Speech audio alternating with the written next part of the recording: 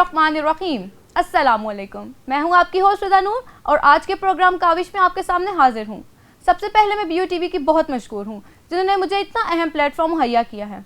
असल में इस प्रोग्राम का मकसद उन काबिल शख्सियात को मुतारफ़ करवाना है जिन्होंने पूरी ज़िंदगी मेहनत, काविश और जदोजहद करके माशरे में एक आला मकाम पैदा किया और आला मकाम हासिल किया और माशरे में एक मुतासिर कुन किरदार अदा किया है। ज़िंदगी एक मुसलसल कोशिश और जदोजहद का नाम है। अल्लाह हर परिंदे को रिज़्क़ अता करता है मगर अपने घोंसले में नहीं।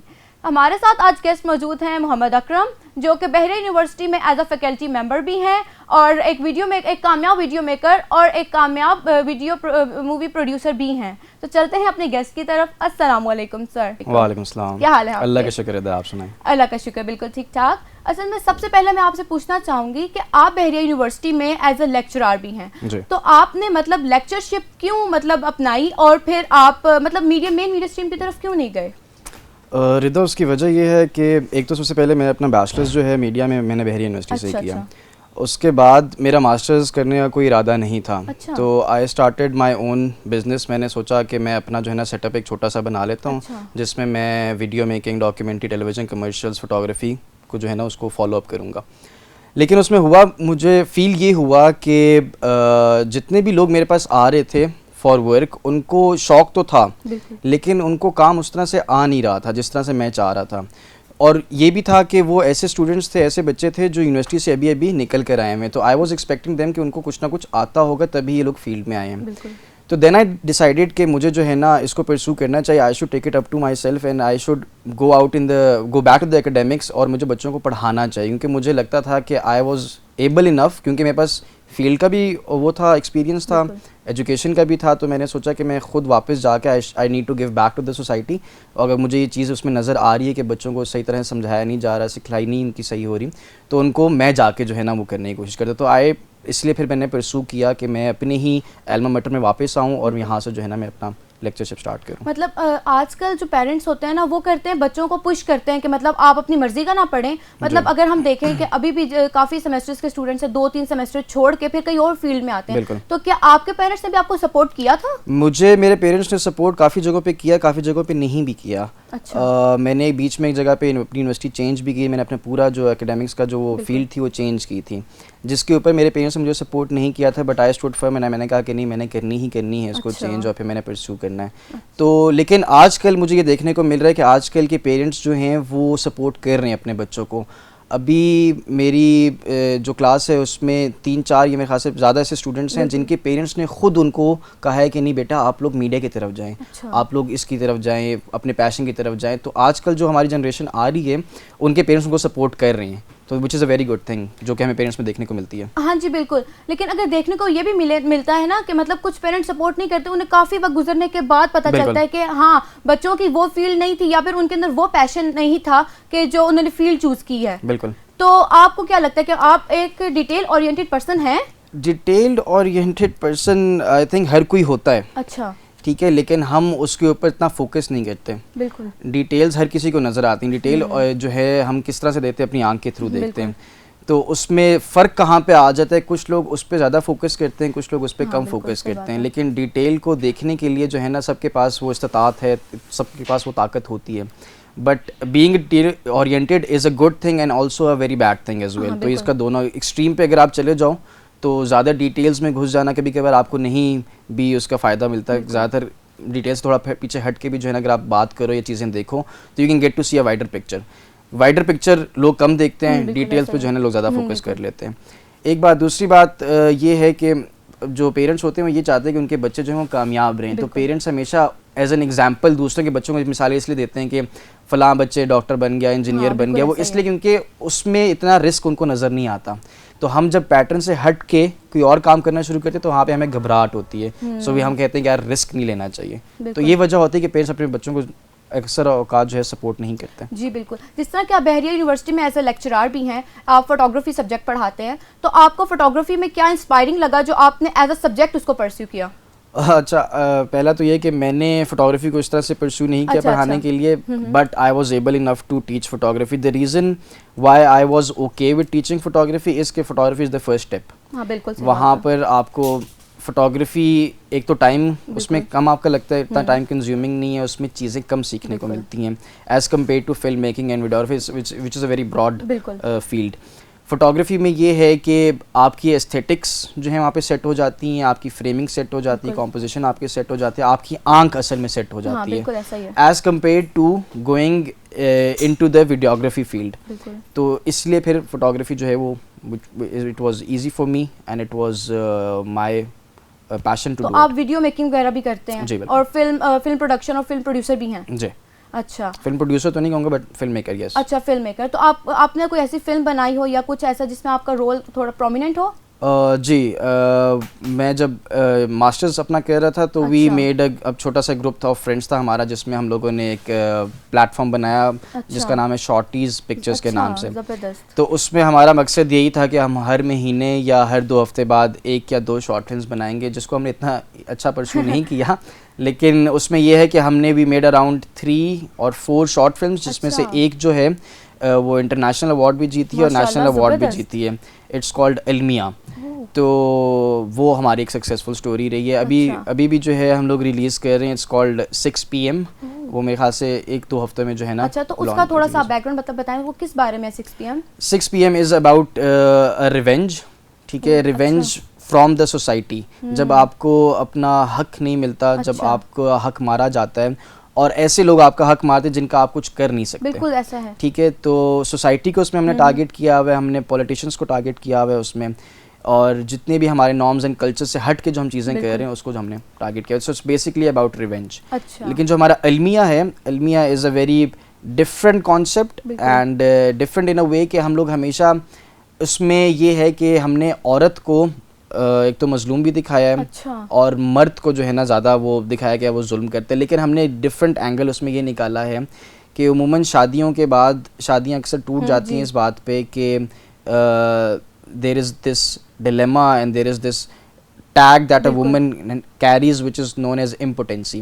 کہ عورت جو ہے وہ بانجھ ہے, عورت جو ہے وہ بانجھ ہے, اگر بچے نہیں پیدا ہو رہے تو عورت میں کوئی مسئلہ ہو سکتا ہے. تو ہماری سوسائٹی ہمیشہ اس چیز کے اوپر فوکس کرتی ہے. سو what we focused upon was کہ نہیں, صرف عورت نہیں ہو سکتی, یہاں پہ مرد بھی ہو سکتا ہے. تو that is what we focused on, اور کیونکہ یہ ڈفرینٹ تھا اس لیے جو ہے نا ہمارے پھر فلم جو ہے وہ جیتی ہے. بالکل ایک ڈفرینٹ کانسیپٹ ہے. مطلب اگر کوئی بھی اس طرح کا پوائنٹ نہیں اٹھاتا, مطلب ہر کوئی شیم فیل کرتا ہے کہ ہم یہ کیوں پوائنٹ اٹھائیں, لیکن بہت اچھی بات ہے آپ نے یہ پوائنٹ اٹھایا, اور ایک یہ نا پوائنٹ اٹھانا بھی چاہیے تھا.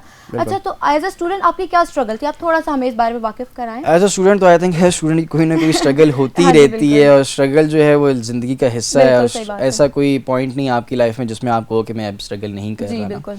ایز اے اسٹوڈنٹ اسٹرگلز وہی تھے جو نارملی ہر اسٹوڈنٹ کو ہوتے. Number 1 struggle that I had to face was finances, جو کہ میجورٹی آف اسٹوڈنٹس کرتے ہیں. مجھے کوئی سنگل آؤٹ کرنا مطلب میں نہیں سمجھتا کہ مطلب میں ہی تھا صرف. بہت سارے ایسے اسٹوڈنٹس ابھی بھی موجود ہیں جو فائنینشلی بہت انسٹیبل رہتے ہیں, ان کو فائنینسز بہت تنگ کرتی ہیں. بٹ میرا میجر اسٹرگل یہ تھا کہ I needed to come out of that struggle phase. I need to come out from that financial issue جو تھا. اس کو نکالنے کے لیے پھر میں نے اور زیادہ محنت کی. میں نے مختلف ایونیوز اپنے لیے خود پیدا کیے. میں نے چھوٹے موٹے بزنس اسٹارٹ کیے, چھوٹے موٹے پروجیکٹس کیے, جس کی وجہ سے پھر میں بہت سیکھنے کو ملا, اور پھر میں اس مقام پر پہنچا ہوں, جو کہ اتنا بڑا مقام نہیں ہے لیکن بالکل نہیں مطلب بہت بڑا مقام ہے. ایک ویڈیو میکر, ایک فلم میکر, مطلب یا فلم پروڈیوسر بہت بڑی بات ہوتی ہے. اچھا, تو آپ کو کیا لگتا ہے کہ آپ کی زندگی میں کوئی ایسا واقعہ ہوا جس نے آپ کو تھوڑا سا ہچکچا کے یا تھوڑا ڈرا کے رکھ دیا ہو کہ نہیں, مطلب as a in a career کچھ بھی ایسا ہوا ہو؟ ایسا ہوا تھا آئی تھنک بیک ان 2017 یا 18 تھا. اس میں ہمارے پاس ایک پروجیکٹ تھا, ہم نے آرمی کے ساتھ جانا تھا, پاکستان آرمی کے ساتھ جانا تھا اور ایگزائی ایجنسی میں نا. اس وقت جو ہے یہ بہت ایشوز چلتے تھے طالبان کے, بہت عروج پہ تھا یہ.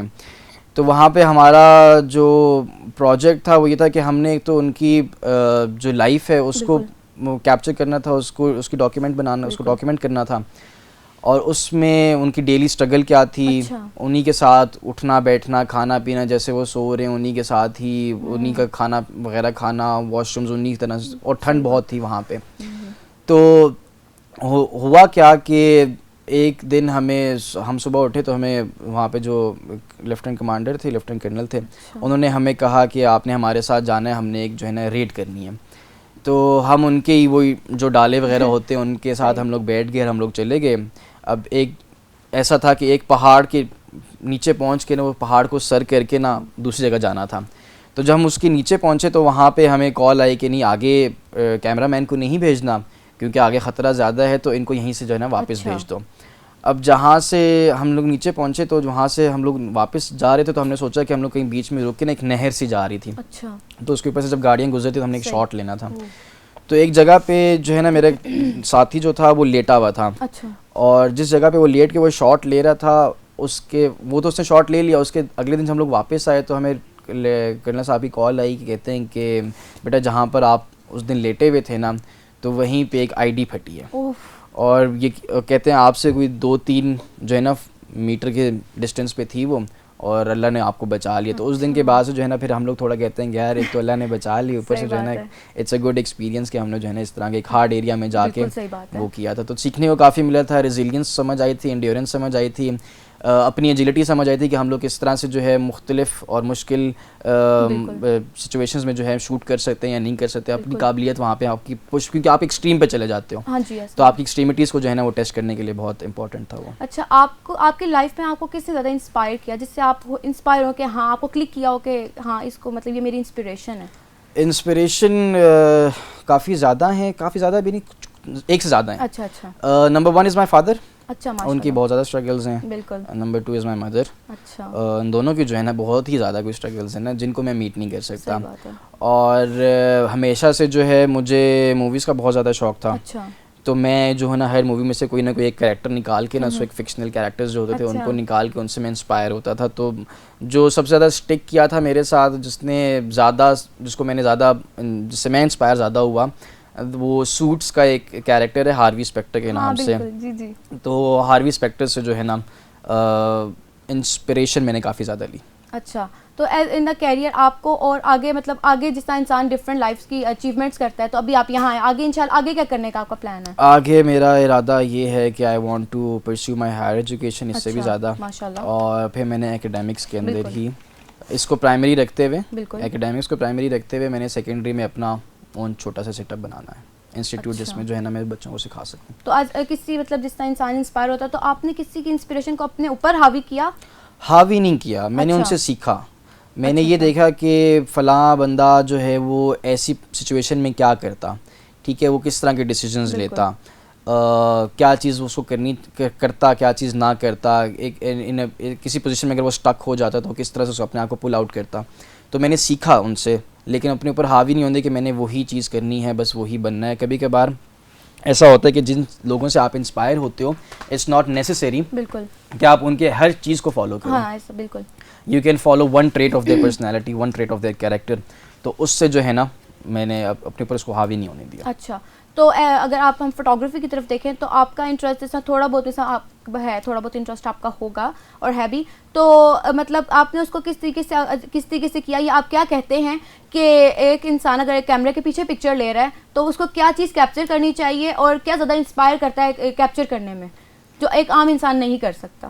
دیکھیں, کیمرے کے پیچھے جو بندہ ہوتا ہے نا وہ تصویر لینے سے پہلے اس نے دماغ میں اپنی تصویر لے لی ہوتی ہے. تو ہونا یہ چاہیے کہ whoever is behind the camera, اس کو تصویر لینے سے پہلے جو ہے نا سمجھ آ جانی چاہیے, یا اس کو اتنی قابلیت اس میں ہو جانی چاہیے, اور یہ آتی پریکٹس سے. اچھا, یہ آتی ایکسپیرینس سے, پریکٹس سے. ہر کوئی جو ہے وہ انیٹ ایبلٹی اس کے اندر نہیں ہوتی ہے. تو that person needs to know کہ اس تصویر کس چیز کی لے رہا ہے. اچھا بالکل, ٹھیک ہے. اور بیفور ٹیکنگ دیٹ پکچر اس نے ہر انسان کے دماغ میں خاکہ آ جاتا ہے کہ میں نے اتنی تصویر لینی ہے, اس میں یہ آنا چاہیے, اس میں یہ لائٹ ہونی چاہیے, یہ اس کا موڈ ہونا چاہیے, یہ کلر ٹون ہونا چاہیے, یہ فریمنگ اس کی ہونی چاہیے. بٹ دین جب وہ تصویر لیتے کبھی کبھار ویسی چیز نہیں نکلتی. بالکل ایسا ہی ہے. تو انسان جو کیمرے کے پیچھے کھڑا ہوا ہے وہ بھی اتنا ہی ضروری ہے جتنا کیمرہ ضروری ہے. But then again having a very expensive camera, having a very expensive equipment is not the answer. کافی زیادہ لوگوں نے جو ہے بڑے بڑے فوٹوگرافرز نے جو ہے وہ بہت ایک منیمل کیمرہ اکوپمنٹ یوز کر کے بہت اچھی فوٹوگرافی کی ہوئی ہے. اس کی وجہ صرف یہ ہوتی ہے کیونکہ امیجنیشن بہت اچھی ہے. اور امیجنیشن ایک ایسی چیز ہے جو کہ انیٹ ایبلٹی ہے ہر کسی، کیونکہ ہم خواب دیکھتے ہیں. بالکل. Our dreams are our imaginations. بالکل ایسا ہی ہے. تو as long as we can imagine in a very good way. ہم کیا کرتے ہیں، ہمارے اندر نقص یہ ہے کہ ہم لوگ اپنی بہت امیجنیشنز نیگیٹو کر دیتے ہیں. ہاں جی بالکل. ہم لوگ چیزوں میں سے کیڑے نکالتے ہیں، کہتے ہیں کہ یہ برا ہے، نیگیٹیوٹی کے اوپر زیادہ فوکس کرتے ہیں. تو if you focus on the positive things in our life, if you focus on positive aspects of any person, بالکل گیو اور ٹیک، تو اس میں ہمیں بہت اچھی اچھی چیزیں دیکھنے کو ملیں گی. ہماری امیجنیشن بہت اسٹرانگ ہو جائے گی، امیجنیشن ہماری اچھی کلرفل ہو جائے گی. تو it's all about how you train your brain. بالکل ایسے. تو as long as you train your brain in a very good way, تو آپ کی آنکھ ہی پھر وہی دیکھنا شروع کر دیتی جو آپ دکھانا چاہتے ہیں. بالکل صحیح بات ہے. بہت شکریہ آپ کا، آپ نے اتنا وقت نکالا ہمارے لیے اور یہاں آئے آپ. بہت بہت شکریہ آپ کا. امید ہے آپ کو ہمارے پروگرام، ہماری کاوش بہت پسند آئی ہوگی. انشاءاللہ تعالیٰ آپ سے ملاقات ہوگی اگلے پروگرام میں ایک نئے گیسٹ کے ساتھ، ایک نئے پیغام کے ساتھ اور ایک نئی کاوش کے ساتھ. اپنا بہت خیال رکھیے گا. اللہ حافظ.